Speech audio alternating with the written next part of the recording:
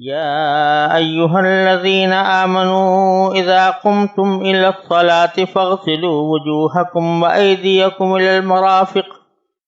وامسحوا برؤوسكم وأرجلكم إلى الكعبين وإن كنتم جنبا فاطهروا وإن كنتم مرضى أو على سفر أو جاء أحد منكم من الغائط أو لامستم النساء فلم تجدوا ماء فتيمموا صعيدا طيبا فامسحوا بوجوهكم وأيديكم منه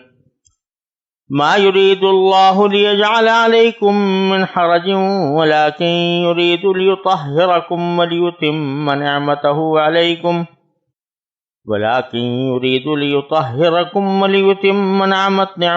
عليكم لعلكم تشكرون واذكروا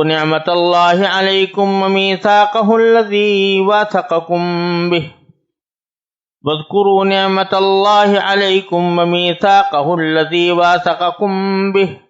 إذ قلتم سمعنا وأطعنا واتقوا الله إن الله عليم بذات الصدور۔ ان آیات کا ترجمہ یہ ہے: اے ایمان والو، جب تم نماز کے لیے اٹھو تو اپنے چہرے اور کہنیوں تک اپنے ہاتھ دھو لو اور اپنے سروں کا مسح کرو اور اپنے پاؤں ٹخنوں تک دھو لیا کرو، اور اگر تم جنابت کی حالت میں ہو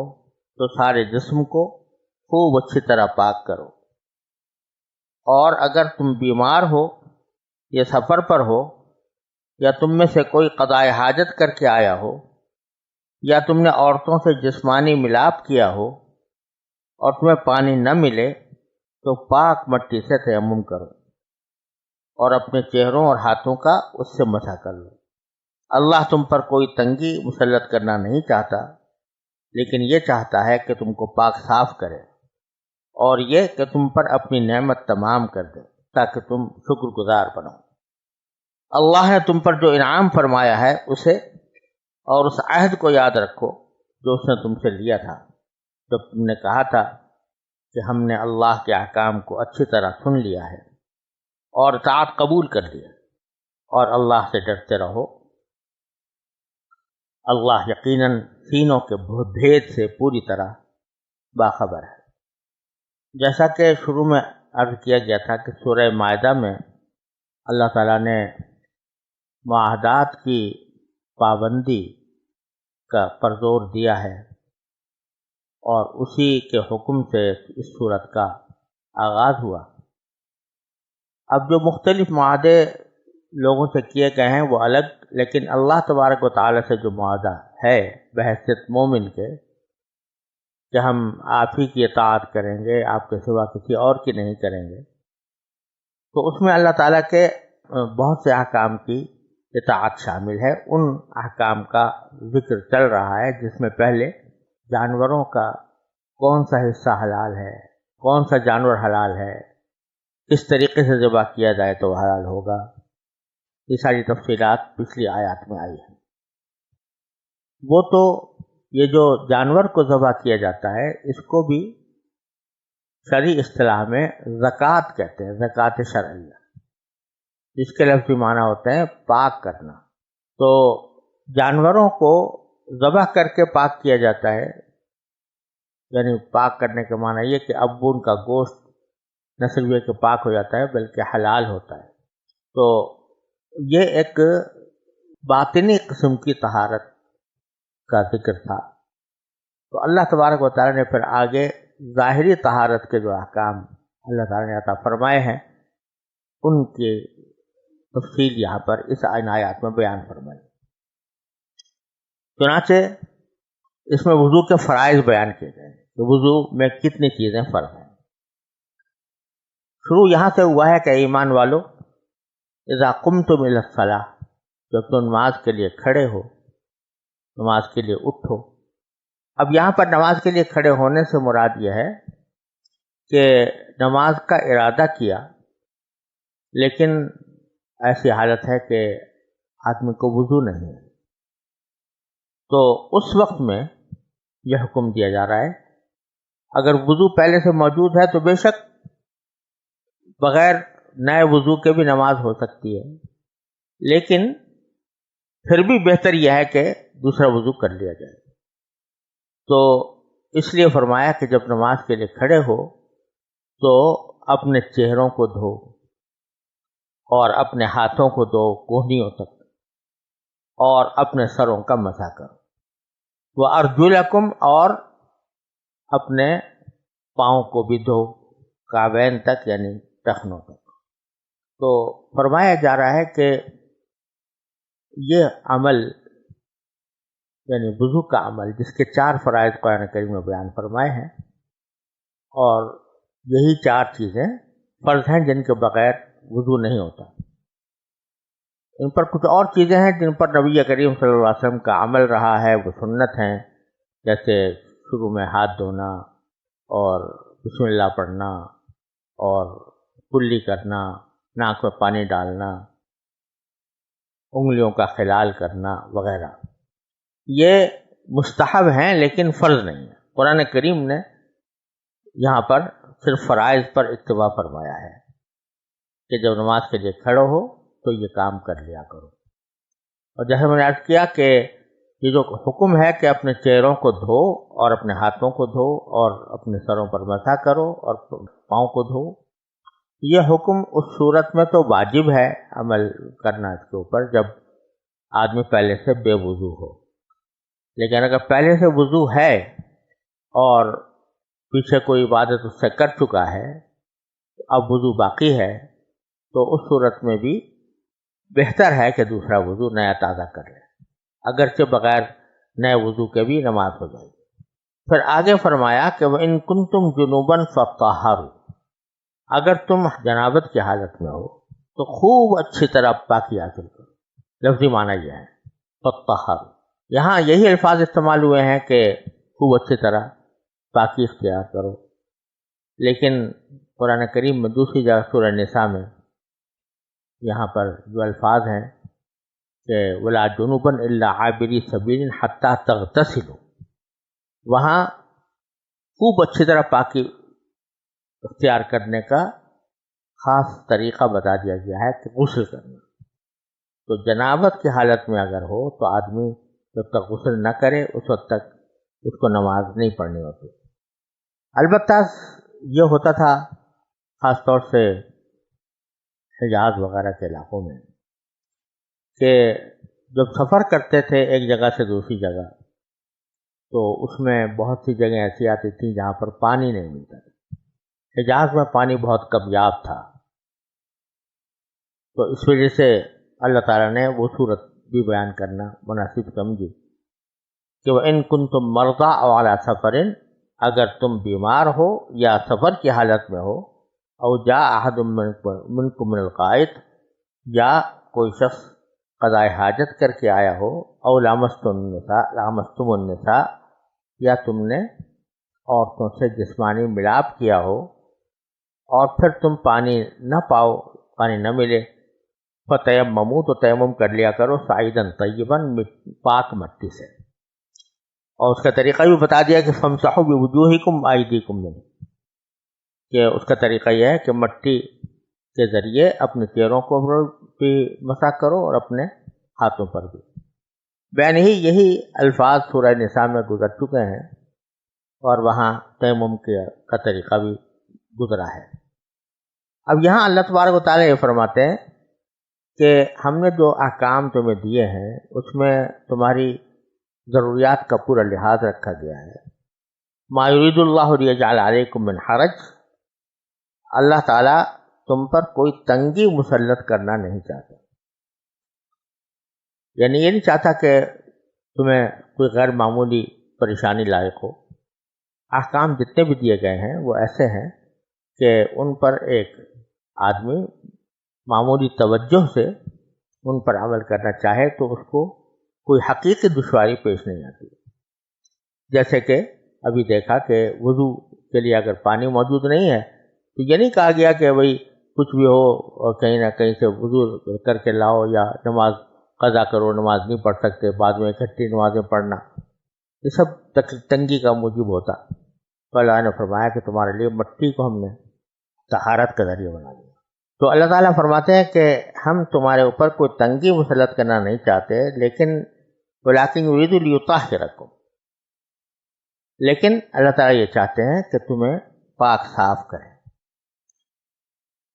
اب یہاں وضو کے ذریعے پاک ہونے کا مطلب تو بالکل واضح ہے کہ وضو کے ذریعے آدمی کے ہاتھ دھلتے ہیں، پاؤں دھلتے ہیں، چہرہ دھلتا ہے، تو اس پر اگر کوئی میل کچیل ہے تو وہ دور ہوتا ہے،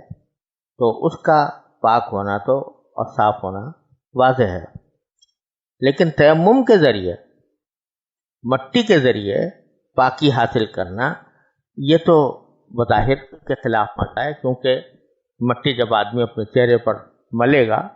تو مٹی کے کچھ اثرات اس کے چہرے پر بھی آئیں گے، تو بجائے اس کے کہ وہ پاکی حاصل ہو اور زیادہ تلوث کا اندیشہ ہے. لیکن پھر بھی اللہ تعالیٰ فرما رہے ہیں کہ یہ ہم نے تمہیں اس لیے سکھایا ہے تاکہ تمہیں پاک کرے. اس سے معلوم ہوا کہ پاکی صرف نظافت کا نام نہیں ہے، صرف اس بات کا نام نہیں ہے کہ آدمی صاف ستھرا ہو، میل کچیل نہ ہو، لیکن اصل طہارت اور اصل پاکی یہ ہے کہ انسان کا دل پاک ہو، انسان کی طبیعت پاک ہو، انسان کا مزاج پاک ہو، اس کے اخلاق پاک ہوں. تو اللہ تبارک و تعالیٰ نے جب مٹی کو یہ کہہ دیا کہ تم اس کے سے اپنی طہارت حاصل کرو یا اس سے تم وضو کرو، تو مٹی کے ذریعے تیمم کر کے تمہیں وہی فائدہ حاصل ہوگا جو وضو سے حاصل ہوتا ہے. یہ بظاہر خلاف عقل بات تھی، لیکن بندے نے اس کو مان لیا، مان کر اس پر عمل کیا، تو اس کے دل میں اللہ تعالیٰ کی اطاعت کا جذبہ پیدا ہوا کہ اللہ تبارک و تعالیٰ کا حکم ہے، میری عقل کوئی چیز نہیں ہے، میرا اپنا گمان کوئی چیز نہیں ہے. مجھے ایک چیز جو بظاہر تلوث کا ذریعہ نظر آ رہی ہے، اللہ تعالیٰ فرما رہے ہیں کہ اس سے تمہیں طہارت حاصل ہوگی تو میں کروں گا. تو یہ طبیعت میں یہ جذبہ پیدا ہو جانا کہ اللہ تبارک و تعالیٰ جو بھی حکم دیں، چاہے وہ عقل کے خلاف لگ رہا ہو، اس کو ہمیں مانیں، یہ ہے اصل طہارت. تو وضو کے اندر تو ظاہری طہارت بھی ہے اور باطنی طہارت بھی ہے، اور تیمم کے اندر چاہے ظاہری نظافت نظر نہ آتی ہو، لیکن باطنی طہارت یہ موجود ہے کہ اللہ تعالیٰ کے حکم کی اتباع کا جذبہ اس نے پیدا کیا، عقل کے خلاف پیدا کیا. تو اللہ تبارک و تعالیٰ نے یہ حکم اسی لیے دیا تاکہ بندہ بندہ بنے، وہ ہر معاملے میں اپنے عقل کی ٹانگ اڑانے کی کوشش نہ کرے، بلکہ اللہ تعالیٰ کے حکم کے آگے سر تسلیم خم کرے. اور یہ سب سے بڑی طہارت ہے، یہ سب سے بڑا تزکیہ ہے، یہ سب سے بڑی صفائی ہے جو انسان کے قلب کو حاصل ہوتی ہے. تو ورنہ حضرت علی رضی اللہ تعالیٰ عنہ فرماتے ہیں کہ موضوع پر مسح کے بارے میں فرماتے ہیں کہ لو کان الدین بالرأی لکان اسفل الخف اعلی بالمسح من اسفل الخف اعلی من اولا بالمسح من اعلاہ او کما قال رضی اللہ عنہ، کہ اگر دین کا دار و مدار محض عقل پہ ہوتا کہ عقل سے فیصلے کیے جائیں، تو حضرت علی فرماتے ہیں کہ جو چمڑے کے موزے پہنتے ہیں تو اس میں مسح اوپر کیا جائے، اوپر کے حصے کو. اگر عقل کی بات ہوتی تو نیچے کا حصہ زیادہ قابل تھا کہ اس کو صاف کیا جائے، کیونکہ نچلے حصے پر گندگیاں زیادہ لگتی ہیں، مٹی زیادہ لگتی ہے. لیکن شریعت نے نیچے کے حصے کو مسح کرنے کو تو کوئی ضروری نہیں قرار دیا، اوپر کے حصے کو قرار دیا.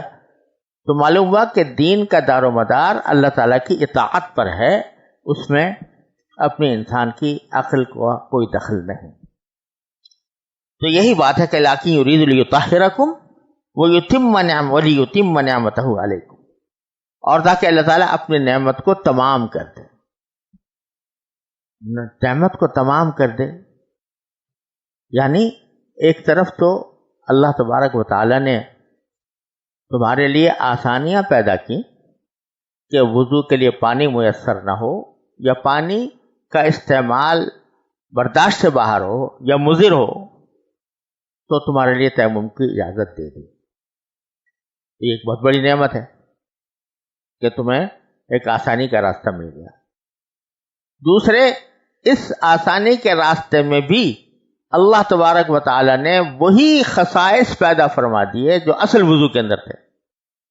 ظاہری طہارت کے بھی اور باطنی طہارت کے بھی، جن کا پہلے ذکر ہوا. تو نعمت اس طرح تام فرمائی کہ وہ نعمت ظاہری بھی آسانی کی نعمت، اور اس عمل کے ذریعے جو باطنی طہارت، باطنی پاکیزگی حاصل ہونی تھی، وہ بھی ہم نے اس کے اندر رکھ دی. تو لیتم نعمتہ علیکم لعلکم تشکرون، تاکہ تم شکر گزار بندے بنو، اللہ تعالیٰ کا شکر ادا کرو. تو یہاں یہ بھی پتہ چل رہا ہے کہ آدمی کو جب اللہ تعالیٰ کے کسی حکم پر عمل کرنے کی توفیق ہو جائے تو اس کو شکر ادا کرنا چاہیے. اب وضو کر لیا، اللہ تعالیٰ کی نعمت ہے، اور اس کے ذریعے ظاہری باطنی صفائی بھی حاصل ہوئی، تو شکر کرو. اللہم لک الحمد لک الشکر. اللہ تعالیٰ آپ کا کرم ہے کہ آپ نے یہ وضو کی نعمت ہمیں عطا فرمائی، اس کو ہماری ظاہری اور باطنی طہارت کا ذریعہ بنایا. وَاذْكُرُوا نِعْمَتَ اللَّهِ عَلَيْكُمْ وَمِيثَاقَهُ الَّذِي وَاثَقَكُمْ بِهِ، اور اللہ نے تم پر جو انعام فرمایا ہے اسے، اور اس عہد کو یاد رکھو جو اس نے تم سے لیا. یعنی وہی بات اطاعت والی کہ اپنے دل میں ہمیشہ یہ نور اپنے دلوں میں رکھو کہ ہمیں ہر حالت میں اللہ تبارک و تعالیٰ کی اطاعت کرنی ہے. اور یہ ایک عہد ہے جو تم نے اللہ تبارک و تعالیٰ کے ساتھ ٹھہرایا تھا، اور اس وقت تم نے یہ کہا تھا کہ سمعنا وأطعنا، کہ ہم نے اللہ تعالیٰ کے احکام سن بھی لیے اور مان بھی لیے، ان کی اطاعت بھی کی. یہ کب ہوا تھا؟ ایک عہد تو وہ ہے جو ہر آدمی سے ازل میں لیا گیا، جس کا ذکر الست بربکم قالوا بلی میں آیا ہے. لیکن ایک عہد وہ ہے جو ہر مسلمان کلمہ توحید پڑھتے وقت اللہ تعالیٰ سے کرتا ہے، کیونکہ جب یہ کہتا ہے کہ اللہ کے سوا کوئی معبود نہیں، اور یہ کہتا ہے کہ میں اللہ تعالیٰ کے پر بھی ایمان لایا، آپ کے پیغمبروں پر بھی لایا، آپ کی کتابوں پر بھی لایا، تو وہ خود بخود ایک عہد باندھ دیتا ہے اللہ تعالیٰ کہ میں آپ کے حکم کا پابند رہوں گا. اور بہت سے صحابہ کرام رضی اللہ تعالیٰ عنہ اجمعین کے ساتھ نبی کریم صلی اللہ علیہ وسلم نے یہ عہد باقاعدہ زبانی طور پر بھی لیا، کئی صحابہ سے بیعت کے وقت میں لیا. تو ان سب کی طرف اشارہ ہے کہ تم نے خود یہ کہا تھا کہ ہم نے اللہ کے حکم جان لیے اور مان لیے، تو اس واسطے اب یہ تمہارا عہد ہے، اور اس عہد کا تقاضا یہ ہے کہ تم اللہ تعالیٰ کے ہر حکم پر عمل کرو. واتقوا اللہ، اور اللہ سے ڈرو.